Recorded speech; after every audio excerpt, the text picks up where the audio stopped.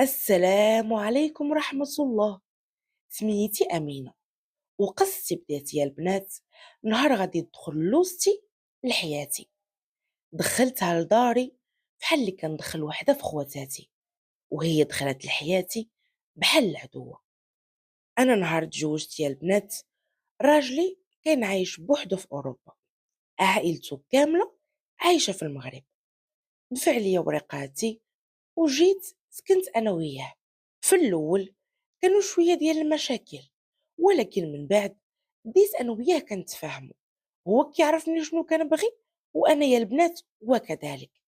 درنا وليداتنا وكنا غاديين وكنتقاتلوا مع الزمان، حتى النهار اللي غتعيط له ميمتو وغتقول له ان اختو فلانه راه واقفه هي وراجلها على الطلاق.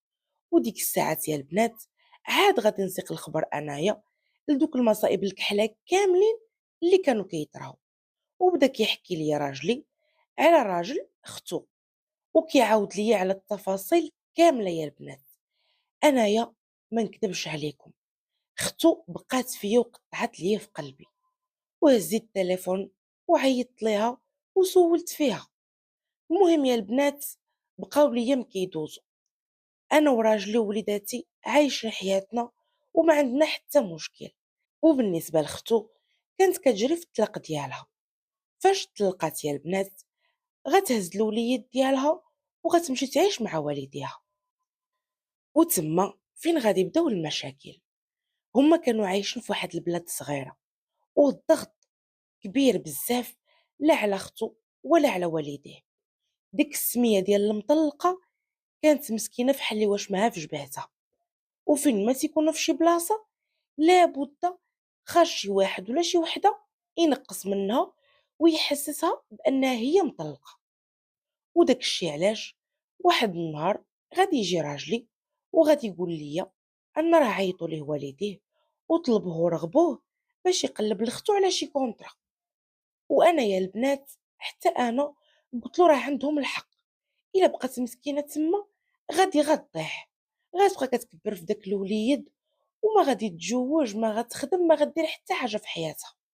راجلي يا البنات كيقلب، وانا فين ما كنعرف شي مرا وكنتلاقى بها كنسولها وكنأكد عليها ان لا سقط الخبر لشي حد تعيط ليا.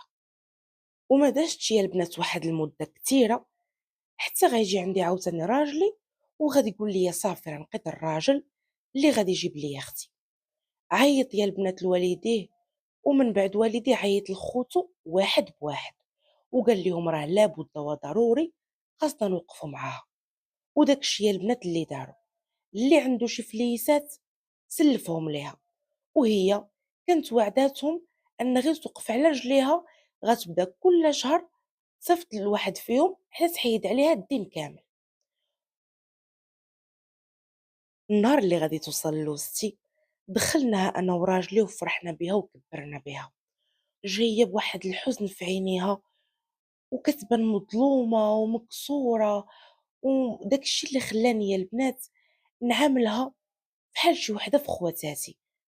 وشويه بشويه نهار من مورا نهار ولات كترجع ديك الانسانه اللي انا تعرفت عليها النهار اللي غادي نتزوج براجلي. ولات هي البنات كتضحك، مرة كتخرج بوحدي تهضر بدويرة، كتهضر مع خوتها في التليفون، كدوز الوقت. المهم بدا النور كيبان ليها في وجهها. حتى النهار اللي غادي يجي راجلي فرحان وغادي يقول ليها فلانة واخيرا راني لقيت لك خدمة. حتى هي البنات فرحات وبست ليه راسو ويديه وقالت له عمرني ما ننسى هاد الخير كامل اللي درتي فيا من نهار طلقت. لا غد ليها البنات جمعت حويجاتها ومشات هي وراجلي، حقاش هاد الخدمة كانت خارجة شوية على المدينة. مشاو عرفها بالناس، خلاها عندهم ورجع في حالاته. ونهار السبت في الصباح مشى عاوتاني من موراها. راجلي يا البنات ماشي ديما تيكون في الدار السبت والحد، الخدمة ديالو بعض المرات كتكون مخلوضة شوية. وداك الشي علاش هي غادي تقرر انها تكري بيت مع الجيران يكون قريب ليها للخدمه. وبالفعل يا البنات ولات خدامه والسبت والحد كتمشي لداك البيت ديالها. ومرة كيمشي من موراها راجلي وكيجيبها دوز معانا شي يامات. وبقات يا البنات الأيام غدا وكدوز، ومن موراها حتى الأعوام، حتى النهار اللي ديك المرا اللي كانت لوستي مقابلة الحالة ديالها غادي تزاد، والمرض ديالها يا البنات وصل لواحد النيفو اللي صافي خاصها تمشي للبلاصة اللي فيها متخصصين اللي غادي يقدروا يعاونوها. ديك الساعات لوستي غترجع تعيش معايا في الدار، وبدات كتقلب على خدمة في نفس المدينة اللي حنا عايشين فيها. ومن موراها يا البنات بواحد المدة قليلة كان غادي يسهل عليها ربي فواحد الخدمة نيت في نفس المدينة اللي أنا عايشة فيها أنا وراجلي، غير هي بعيدة على داري. بدات يا البنات الخدمة، وواحد النهار عيطت ليا كتسول فيا وهي تقول لي يا أمينة واش كتعرفي شي حد اللي غادي يبغي يكري ليا بيت. درت فيها أنا يا البنات بكل قوايا العقلية وقلت لها لا لا، علاش صاحبتي غادي تكري؟ انت ما بقالك والو وتكملي هنايا 3 سنين وغتبغي تجمعي الفلوس باش تدفعي الوريقات ديالك ولا تشري كونطرا.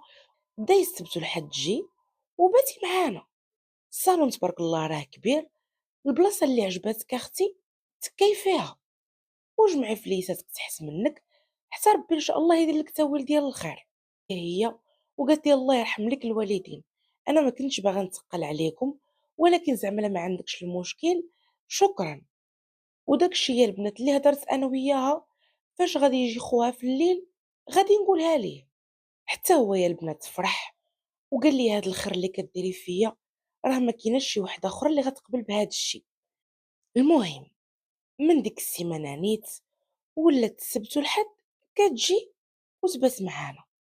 في الاول كان كلشي مزيان، الانسانه ظريفه كيف ما ديما كتجي كتبقى جالسه في بليصها، ما كتعاونني في حتى حاجه ولكن عطياني الثقه، ما كتدخل ليا في حياتي، ما كتقول لي هضره اللي غتجرحني.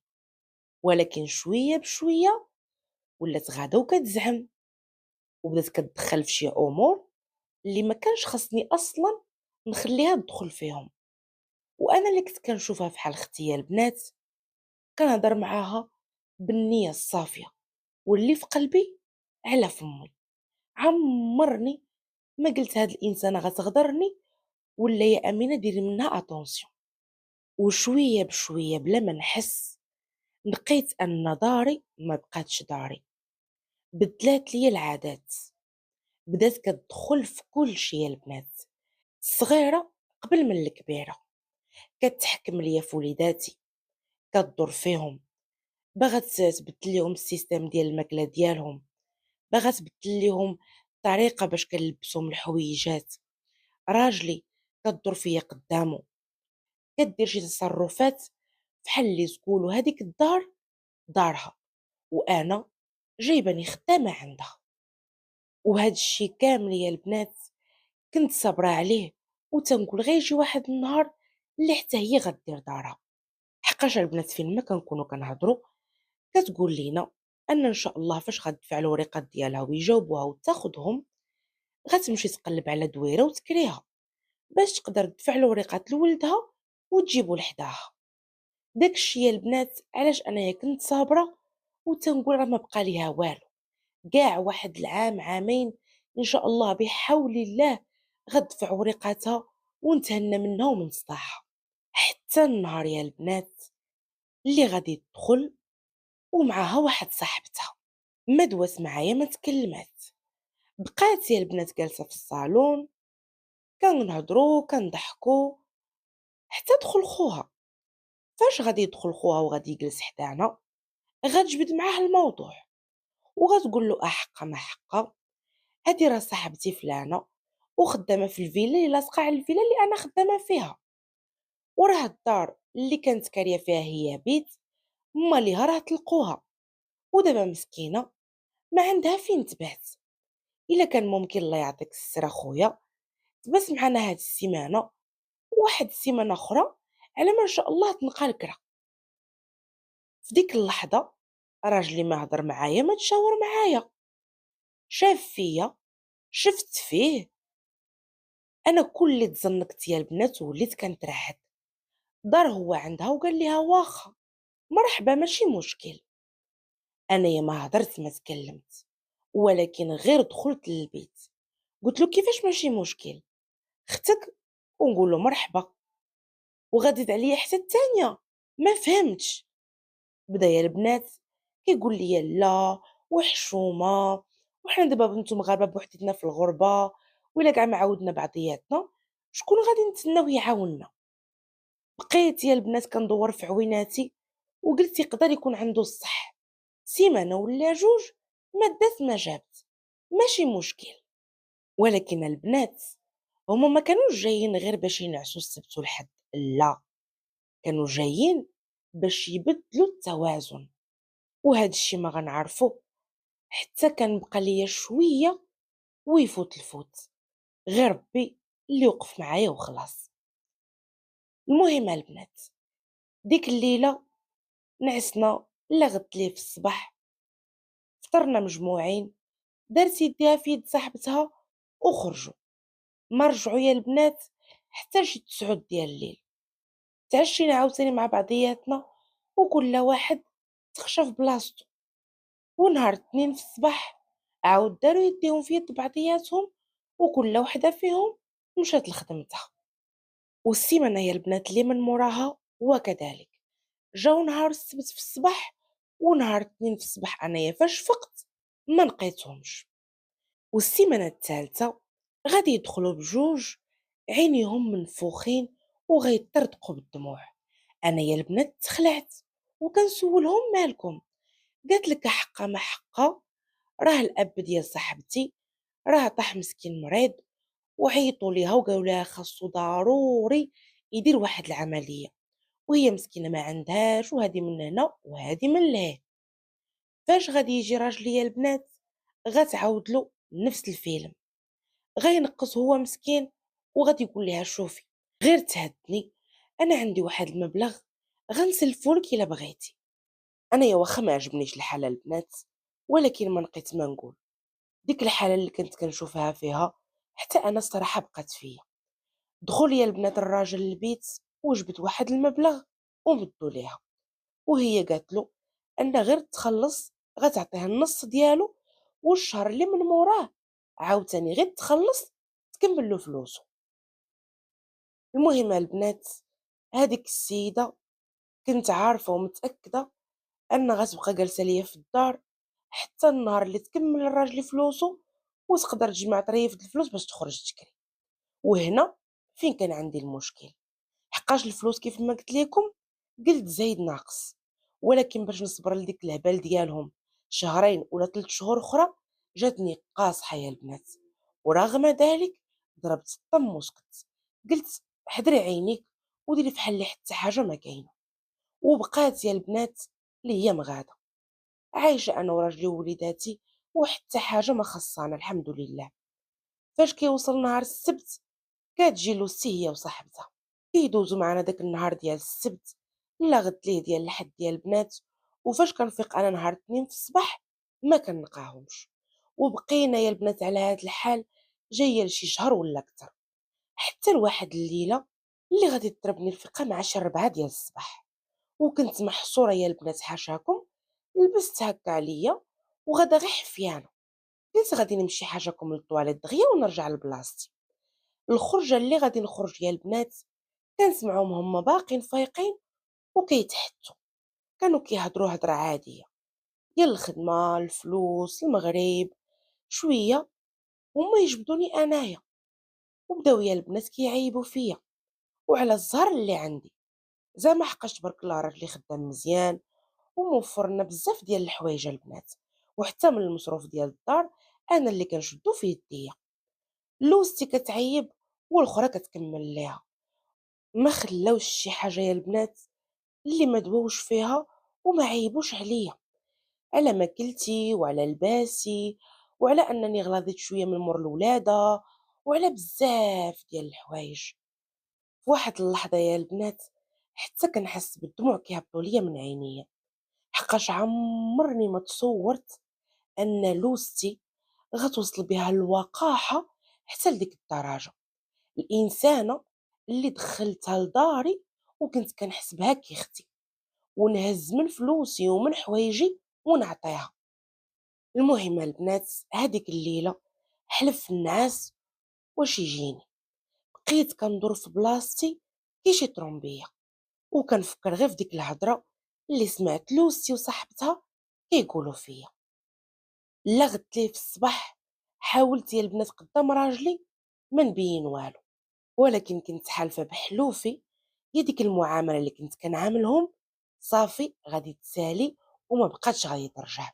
حقاش تصوروا يا البنات، بعض المرات كنكون خاصني ندور الماكينة وكنقول ما فيها باس، وكنمشي عندهم وكنسولهم واش عندهم شي حاجة باغيين يصبنوها، وكنصبن يا البنات دوك الحوايج مع ديالي، باش نهار الحد في الليل كنطويهم وكل وحدة كنمد ليها ديالها، من غير انهم هما كيتقداو وكيتشرطوا عليا.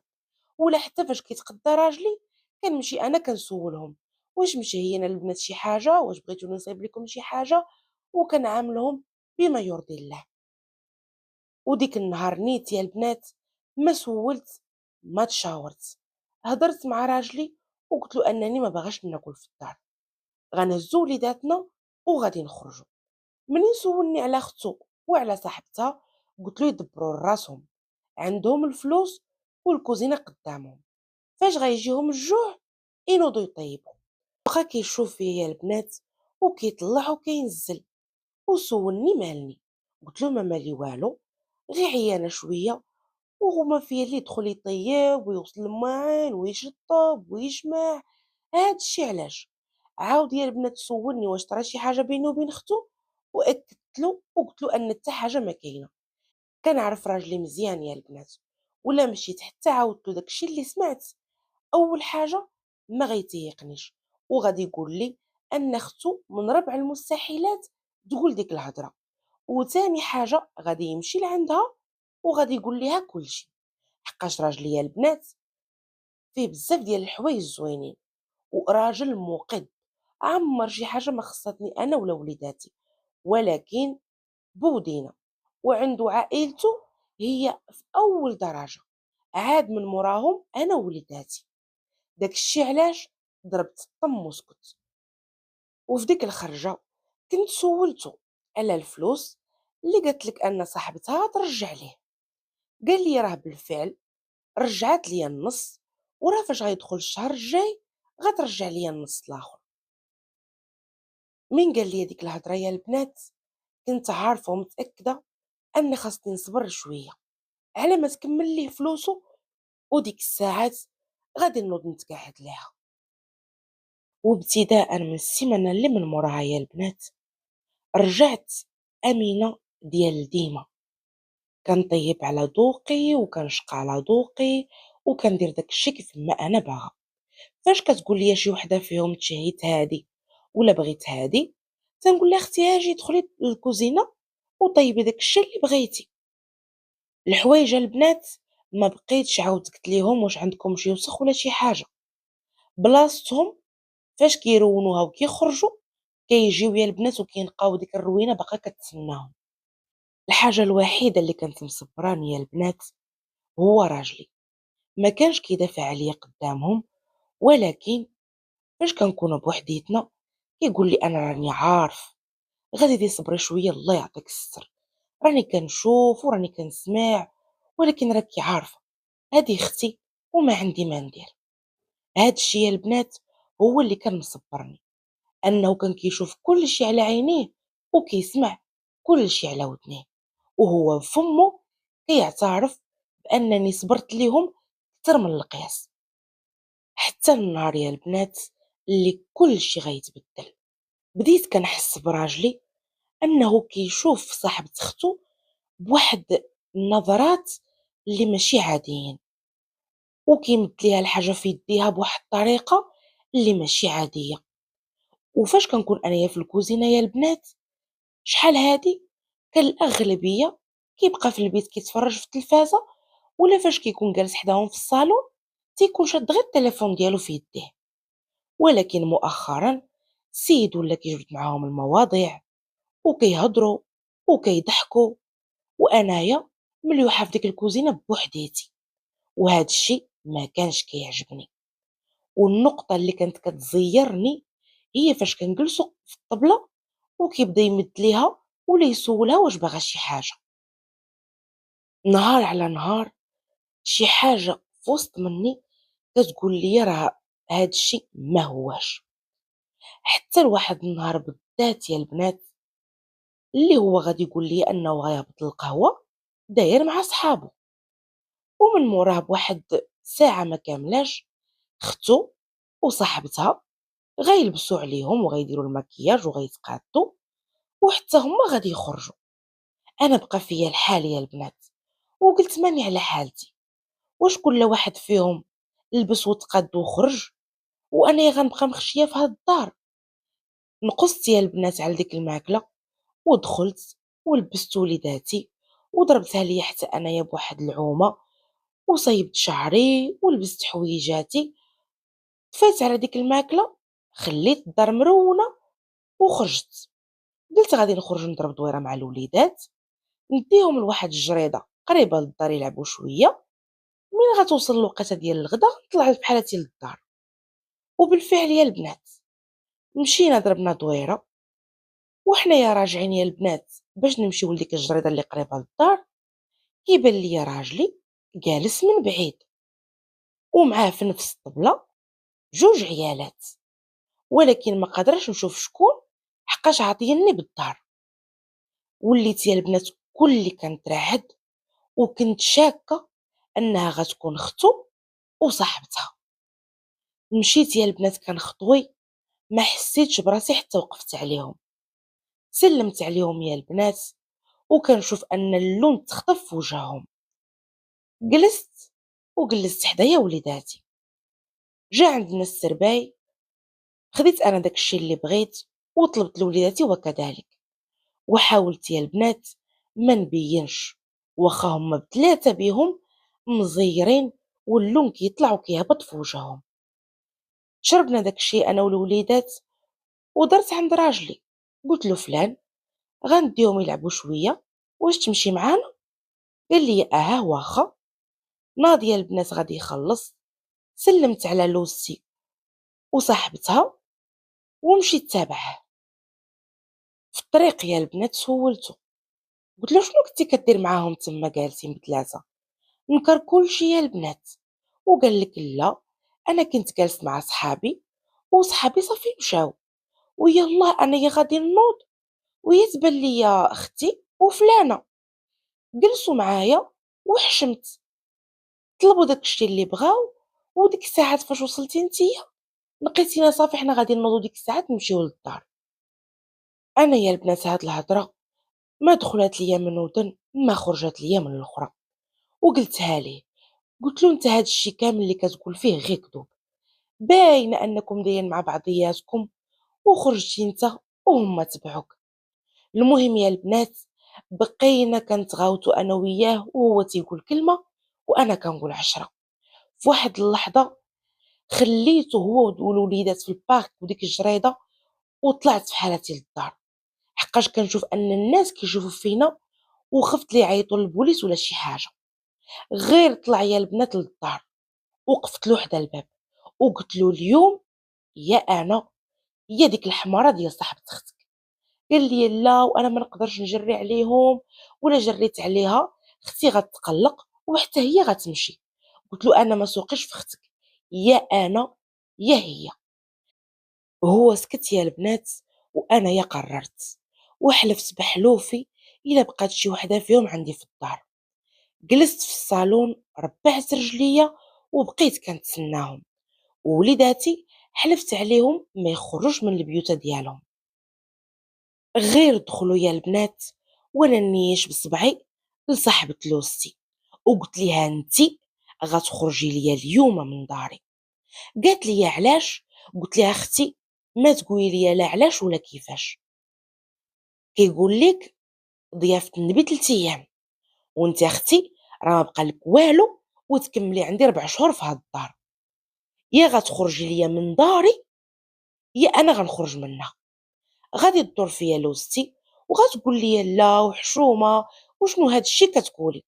قلت لها اختي انا هاد الهبال ديالكم ما بقيتش غنصبر ليه، صاحبتك غتخرج عليا من الدار، نتيا مرحبا والف مرحبا بك. منين شافتني يا البنات مخرجه عينيا فيها غتدخل عند خوها وغتقول له واش كتسمع مراتك شنو كتقول. هو يا البنات ما هضرش معاها، بقات تما كتغوت وكتهضر، وفي الاخر غادي يخسر عليها جوج كلمات. قال لها اختي هاد الشي ديالكم راه يقدر يطلقني من مراتي ويفرقني على وليداتي.